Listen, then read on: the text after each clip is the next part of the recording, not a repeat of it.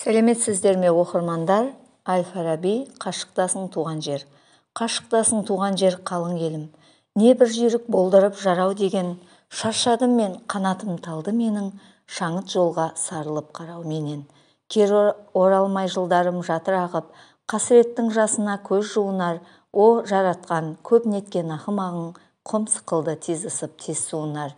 Зиялы аз бір тұтам тіршілікте, әкімдікке күллісі жүгіреді, көкірекпен сезініп күрсініп көп, жаным менің түршігіп түңіледі.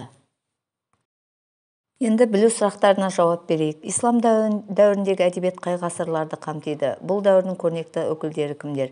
Ренессанс дегеніміз не? Ренессанс дәуірінің өкілдерін атаңдар. Әл-Фараби қай жерде туған? Отырар қаласы туралы не білесіңдер? Болашақ ғалым жастайынан қандай болып өскен? Шығармаларын қай тілде, қандай ғылым салалары бойынша жазған? Әл-Фарабидің қандай еңбектері бар? Әл-Фараби меңгерген білім салаларын атаңдар. Кімдердің шығармалары туралы трактаттар жазған? Өлеңдерінің негізгі тақырыбы қандай? Қашықтасың туған жер өлеңінде Әл-Фарабидің туған жерге деген сүйіспеншілігі қай жолдарда берілген? Білу жауаптары. Ислам дәуіріндегі әдебиет 10-12 ғасырларды қамтиды. Бұл кезеңде түркі әдебиеті жан-жақты дамып, жетіле түсті. Көрнекті өкілдері Махмұд Қашғари, Әл-Фараби, Жүсіп Баласағұн тағы басқа. Ренессанс дегеніміз мәдениеттің жаңарып жаңғырып отыруы. Әл-Фараби Арыс өзенінің Сырдария құятын сағасының ежелгі Отырар қаласында туған. Отырар қаласын туралы Мұхтар Шахановтың Отырар поэмасынан білеміз. Қайырхан басқарған, ынтымағы бірлігі жарасқан қала болған. Шыңғысханның әскерлері 6 ай жаулай алмаған. Әл-Фараби жастайынан асқан зерек, ғылым өнерге мейлінше құштар болып өседі. 6. Ғылыми шығармаларын, өлең жырларын араб тілінде жазған. Ғұлама ғалым ретінде Әл-Фарабидің атсалыспаған, зерттеу жүргізбеген ғылым саласы жоқ деуге де болады. Ол философияға, логика, математика, астрономия, медицина, музыка, тіл білімі, әдебиет теориясы және басқа ғылым салалары бойынша көп ғылыми еңбек жазды. Оның еңбектері ақылдың мәні туралы трактат, ғылымдардың шығуы, Аристотель еңбектеріне түсіндірме тағы басқа. Әл-Фараби меңгерген ғылым салалары математика, әдебиет, музыка, медицина, астрономия, география тағы басқа.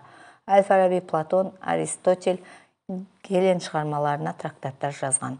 Оның өлеңдерінің тақырыбы өмірдің мән-мағынасы жайлы толғау, оқу мен білімді мадақтау, адамгершілікке шақыру. Әл-Фарабидің туған жерге деген сүйіспеншілігі шаршадым мен, қанатым талды менің, шаңыт жолға сарылып қарау менен деген өлең жолдарынан байқалады. Түсіну сұрақтары. Неліктен Әл-Фараби атанған? Әл-Фарабидің қолжазбалары не себепті сақталмаған? Қандай себеппен Әл-Фараби шығармаларын араб тілінде жазған? Шығыстың Аристотелі атану себебін түсіндіріңдер. Қашықтасың туған жер өлеңінде неліктен ақын жаны түршігіп түңіледі?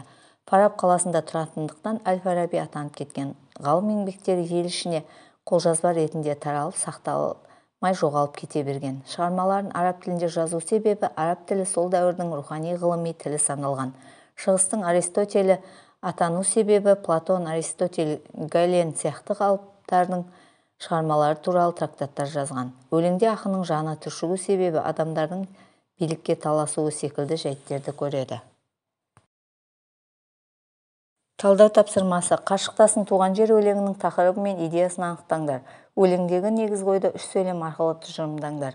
Тақырыбы туған жерге сағыныш, идеясы туған жерді сүю. Туған жерді бағалай білу, тек билікке таласпай елдің жұрттың қамын ойлау. Өмірдің жалған екенін, уақыттың зулап өтіп жатқанын түсіну. Әл-Фараби. Жинақтау. Әл-Фараби туралы мазмұндаудың тірек-сызбасын жасаңдар. Туған жер тіркесімен ассоциацияларыңды жазыңдар. Әл-Фараби. Өскен ортасы, игерген ғылым салалары, трактаттары. Туған жер. Ыстық, жанға жайлы, кіндік қан тамған жер, әр тасы бағалы. Қолдану тапсырмалары. Ислам дәуіріндегі әдеби мұралар туралы қосымша мәлімет тауып келіңдер. Өлеңдегі кейіпкер бейнесін сипаттаңдар. Ақын үнінен нені байқадыңдар? Хрестоматияның басқа да қосымша дерек көздерін пайдаланып, Әл-Фараби өлеңдерінен нақыл сөздерге айналған жолдар табыңдар. Туған жер туралы мақал-мәтелдерді жатқа айтыңдар. Туған жер отан туралы эссе жазыңдар. Қолданудың жауаптары. Ислам дәуіріндегі әдеби мұраларына Ахмет Яссауидің хикметтері, Қашғаридің насихат өлеңдері жатады. Тағы басқа. Өлеңдегі кейіпкердің туған жерге деген сағынышы, адамдардың уақыттың қадірін білмеуі, ақын үнінен өкініш байқалады. Шындыққа бастық алаулап, пенделіктен бол аулақ. Бұл жататын дайым жаңғырып, бұл ғұмыр емес мәңгілік. Бұл Фарабидің өлең жолдарынан алынған нақыл сөздерге айналған сөздері. Төртінші, туған жерде жер болмас, туған елде ел болмас, тағы басқа. Келесі тапсырма эссе. Туған жер бір адамның өміріндегі ең киелі және қасиетті ұғымдардың бірі. Бұл тек қана туып өскен жер емес, сонымен қатар балалық шақтың тәтті естеліктері, аңсау мен сағыныш сезімдері жайласқан жер. Туған жер біздің тамырымыз, кім екенімізді айқындайтын құдіретті күш. Оның топырағы біздің өмір жолымызды қалыптастырады. Ауасы біздің дем алуымызға мүмкіндік береді. Табиғаты біздің жан дүниемізді байытады. Балалық шақтың тәтті естеліктері туған жерде сақталады. Біздің алғашқы қадамдарымыз, алғашқы сөздеріміз, алғашқы ойыншықтарымыз, алғашқы достықтарымыз бәрі де туған жермен байланысты. Туған жерде біз өз отбасымызды, туыстарымызды, достарымызды табамыз. Олар бізді қорғайды, қолдайды және бірге өмір сүруге мүмкіндік береді. Туған жер бізге аңсау мен сағыныш сезімдерін сіңіреді. Одан алыста жүргенде де оның топырағын, ауасын, табиғатын сағынып қайта келуді армандаймыз. Туған жер біздің рухани мекеніміз, біздің кім екенімізді айқындайтын негіз. Оның құдіретін сезіну, оның байлығына тәнті болу, оған қызмет ету әрбір адамның міндеті. Туған жер біздің өмір жолымыздың бастауы, біздің тамырымыз, біздің жан дүниеміз. Оны қастерлейік, қорғайық және мақтан етейік. Баға беру тапсырмалары. Қалай ойлайсыңдар? Әл-Фарабидің ғұлама ғалым ақын болуына қандай жағдайлар әсер еткен? Әл-Фараби еңбектерінің қазіргі кездегі маңызы туралы пікірлесіңдер. Туған жерге деген өз сағыныштарыңды қалай жеткізер едіңдер? Ой бөлісіңдер.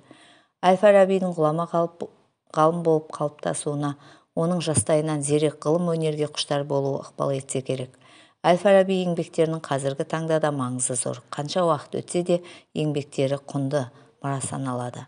Туған жерге деген сағынышты былай өлең шумақтарымен жеткізуге болады. Туған жерім, киелі мекенім.